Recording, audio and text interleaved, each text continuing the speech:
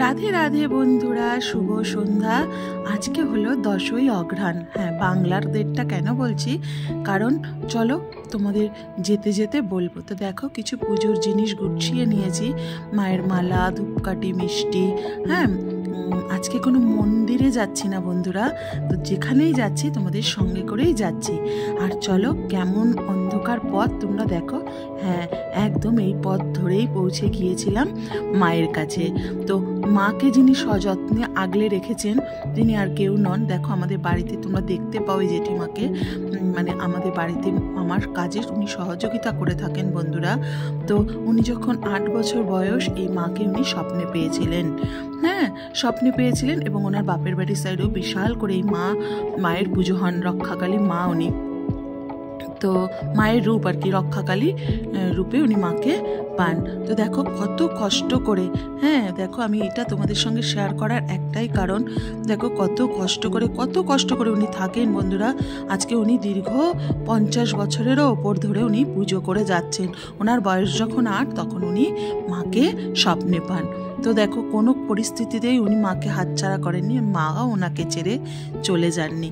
মা আছেন, ভগবান আছেন, সবার কাছে আছেন, ভক্তের কাছে অবশ্যই ভগবান থাকেন।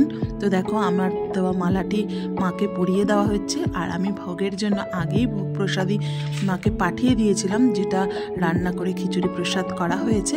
তো যাই হোক, আমি কেউ নয় দেওয়ার, মা আমার থেকে মানে খাটনিটা দিয়ে নিয়েছেন। তো সেটাই তোমাদের সঙ্গে শেয়ার করছি বন্ধুরা। 2 বছর আগে এসেছিলাম আমি এই পুজোয়, কিন্তু তখন তোমাদের সঙ্গে আমি শেয়ার করতে পারিনি। কত কষ্ট করে হলে উনি আগে, জানো তো, 8-10 বাড়িও কাজ করতেন। উনি কিন্তু মাকে সেবা দিতে কখনোই আটকে থাকতো না, কোনো পরিস্থিতি আটকে থাকেনি ওনার মাকে সেবা দেওয়ার জন্য। তার জন্য অনেকেই অজুহাত বলে যে না, পারবো না, এখন সেবা দেওয়া যাবে না, কখন দেবো। তো এইটার জন্যই, এই তুলনাটার জন্যই এই ভিডিওটা আমি তোমাদের সঙ্গে তুলে ধরেছি। তো দেখো, ভগবান যদি সঙ্গে থাকেন, আর ভগবানের হাত দুটো যদি তোমার মাথার উপরে থাকে, আর তোমার যদি সৎকর্ম এবং সৎনিষ্ঠা থাকে, অবশ্যই ভগবান তোমার পাশে, আমাদের পাশে অবশ্যই থাকবেন। তো দেখো, ঠাকুরমশাই বলতে বলতে চলে এসেছেন, আর দেখতে দেখতে এখনই মাকে ভোগের বাটাটাও দিয়ে দেওয়া হবে। এখন অন্নভোগের সেবা চলছে মায়ের, ঠাকুরমশাই ভেতরে পুজো করছেন। তো সেটাই তোমাদের সঙ্গে বললাম, মানে বলার যে দেখো কত মানুষ এসেছেন প্রসাদ নিতে। হ্যাঁ, কত মানুষ ওদিকে বসে প্রসাদ নিচ্ছেন, আর এদিকে মায়ের পুজো চলছে। দেখেছো, হোমযজ্ঞটা হচ্ছে, হোমযজ্ঞেরও একটা ট্রেও পর্যন্ত ওনার নেই বন্ধুরা। উনি যত দূর একটা করে পারে উনি করে চলেছেন এই 50 বছর ধরে। দেখো, মাটিতেই বালি বিছিয়ে ঠাকুরমশাই হোমযজ্ঞ করছেন।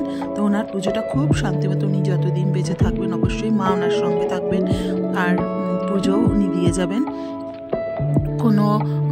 কোনো কারোর, মানে কি বলবো, তোমাদের কাছে বলার ভাষা নেই।